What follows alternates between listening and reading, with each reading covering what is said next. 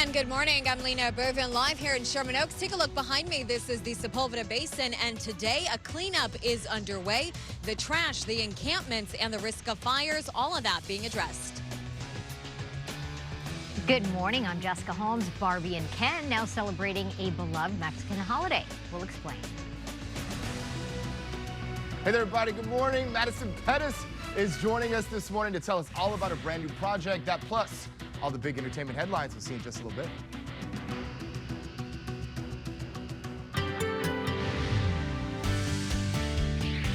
Starting the week off with slightly above normal temperatures, and it gets hot in the valleys and Inland Empire, but by the end of the week, that'll all change as we see some of those numbers below the average. So it's going to be a big shift as far as your daytime highs go. Some areas dropping down by about 10 degrees. Coastal, 76, 86 downtown. San Fernando Valley still hot today, but that will really cool down. Orange County Inland, 86. Inland Empire also at 94. They're going to see a good cool down. High Desert will stay sunny and warm with 92 today. Jessica, back to you. Mark, thank you. The U.S. Supreme Court has handed President Trump a legal victory involving immigration enforcement raids in Los Angeles. It takes place as President Trump suggests the next immigration crackdown in a major city could be in Chicago. KTLA's Jacqueline Sarkeesian in the newsroom now with the latest. Jacqueline, good morning. Hi, Jess. Good morning to you as well. This latest ruling gives the president and his administration the power to continue its aggressive illegal immigration enforcement throughout the LA area. This comes as Trump says his mission is to make other massive cities like Chicago safer. The High Court's decision that came down not too long ago earlier this morning lifts a temporary restraining order that was a result of a lawsuit filed by immigrant advocacy groups and local cities. They accuse the government of targeting people in the raids that took place in LA over the summer. That lawsuit will continue to unfold in lower courts. We did speak to Loyola Law Professor Jessica Levinson to get her take on what this means. At this point, it's the Supreme Court saying that ICE agents can essentially continue doing what they were previously doing, which is that they can continue these raids where they are rounding up people and detaining them in order to determine their immigration status. Last week, there was a massive immigration raid at a Hyundai manufacturing plant in Georgia. Hundreds of people were detained, many of them South Korean nationals that are said to be in the country illegally. Hyundai owns the plant, but is claiming none of the workers were directly employed by the company. The president of South Korea reached a deal with the United States to release those detained and says it's chartering a plane to bring them home. This raid has been the largest sweep so far by the Trump administration. And according to border czar Tom Homan, just a preview of more to come. Chicago officials have been monitoring days of several warnings after President Trump posted this on social media. The post is a picture of himself going to battle with a phrase referencing the 1979 movie Apocalypse Now. It's generated a lot of commotion, Trump later explaining they're not going to war. His sole mission is to make Chicago safer, just like what he thinks he did here in LA. We could do the same thing in Chicago, New York, Los Angeles. We did it. We saved Los Angeles. We saved Los Angeles, Dan. You know that. Los Angeles was a mess. If we didn't send our troops in, Gavin Newsom would have had a real problem. We sent our troops. The head police officer, the top person, said we could have never done this alone. We sent our troops right in at the beginning, and we killed it. And it was nasty, but we killed it immediately. And I don't know why Chicago isn't calling us saying, please give us help. Has got to go. Details about the president's plans to send troops to the Windy City have been pretty hush-hush, but widely condemned by the governor of Illinois and Chicago mayor. The governor slamming the president by posting on social media saying Trump isn't a strong man. He's a scared man and that the state will not be intimidated by a wannabe dictator. Chicago is bracing for what's to come with thousands of people protesting over the weekend and forcing several public events to be postponed. Advocates are also handing out flyers reminding people of their rights if they are contacted by an immigration agent. Department of Homeland Security has also announced a new federal immigration enforcement effort in Massachusetts, which has been focused on deporting criminals who have entered the country illegally. It's believed the operations happening there and the one to come in Chicago are being modeled after the raids that took place here in LA over the summer. In the newsroom, Jacqueline Sarkeesian, KTLA 5 News.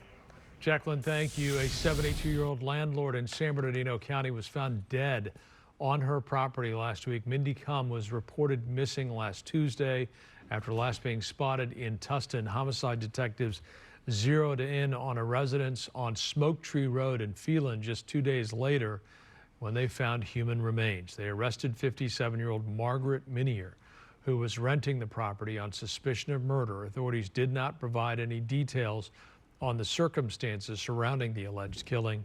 A motive remains unclear.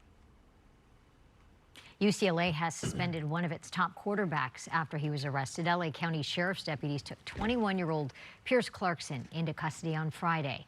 He is facing unspecified felony charges. The LAPD says Clarkson was arrested for assault with a deadly weapon, but did not go into specifics about the incident. County jail records show that his bail was set at $30,000. UCLA says Clarkson was indefinitely suspended from all team activity, pending the outcome of the legal process. A court appearance has been scheduled for October 3rd. In an effort to address wildfire concerns today, crews will be on site cleaning up homeless encampments and brush in the Sepulveda Basin. KTLA's Alina Bovian live in Encino. Alina, you've been saying that you haven't actually seen the work get underway. Has it started yet? Frank, good morning. You know, we really don't know if it started yet because this is a pretty vast area of land. We're talking about 600 acres. It's certainly possible that crews are out here. We checked in with LAFD, and according to PIO Eric Scott, he says that it's not LAFD crews, but it is possible that it might be Parks and Rec that are out here. So just take a look behind me. The main concern really is all the brush and the encampments out here. When you pair the two together, well, you get the risk of a fire, and that is not something we want to hear, especially in Los Angeles, considering what we've been through over the last few months. Now take a look at this video. This is from Sky 5. We're talking about 600 acres, and according to one study, it takes about 3 weeks to clean up each acre. So you do the math. It's going to take a lot of time and a lot of work to really get the situation sorted out here. Driving along Burbank, you certainly can see the encampments, all the trash, the tents, and more than 700 reported fires in the basin in the last year and a half alone. Last week, September 4, a small fire was reported here. Thankfully, it was quickly contained. Currently, about 200 to 300 homeless people live in the Sepulveda Basin. A few weeks ago, the Encino Neighborhood Council held a public safety meeting to express those concerns to city officials about the basin. Residents mostly frustrated at the pace the city is working, and some city officials saying living in an encampment here is actually like living in the middle of a tinderbox.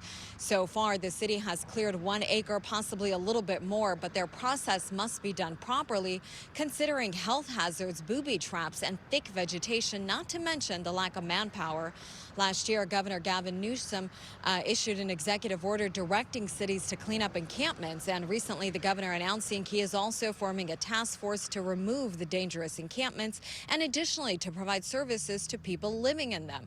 Now back out here live, we have not seen crews yet. However, that does not mean they are not out here. They were slated to start at 6:30 this morning. We're still trying to catch up with them and see exactly what they're doing. But as you guys can imagine, a really big undertaking out here that will take quite a bit of time and effort. I'm Lena Bovian reporting live in Sherman Oaks, KTLA 5 News.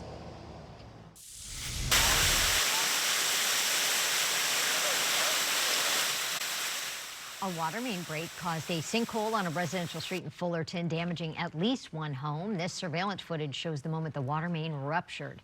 The break sent water shooting about 50 feet into the air along Las Lanas Lane around 1 p.m. yesterday. People who live in the area say the aging pipes under the neighborhood are in very bad condition. More than a dozen homes were impacted by the temporary water outage, but service has since been restored. I've been wondering where these candies were that I brought from Italy. Guess where? And Jessica just had them right there over, right there. hogging them up to herself. Yeah. Hiding them. And then she offered us one, like, like, brought some candies. All the newsroom wondering Would you where like the some? candies I know. are. It's like I pawned them off like I got them. No, please Very send tiny them around. and sweet, very sweet. Very nice. Yeah. Yes. It wakens up your mouth. It refreshes. Wakens up your mouth. Yeah. Yeah. refreshes. Awakens. Awakens it. Yeah. Thank you. Awakens your mind. I'll go take him into the news. Okay. Unless you want another. No, 6%. please. Let's go to the weather forecast while Frank pedals off his candies. Looking at Long Beach, beautiful shots coming in from the beaches. We saw Laguna Beach. It was nice and clear. People already getting in the water, getting the early morning dip, and it's really looking beautiful here in Long Beach. Lots of sunshine.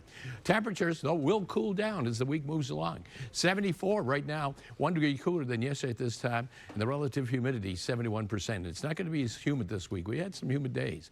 Yesterday, 92. Average for this time of the year is 84, and in 1949, we hit a record of 103 degrees. There's some moisture just a little bit to the north of Santa Barbara. That is going to burn off, though, quite quickly. And then we go into cooler temperatures. Slight increase on the moisture level and the humidity, but no rain in the forecast.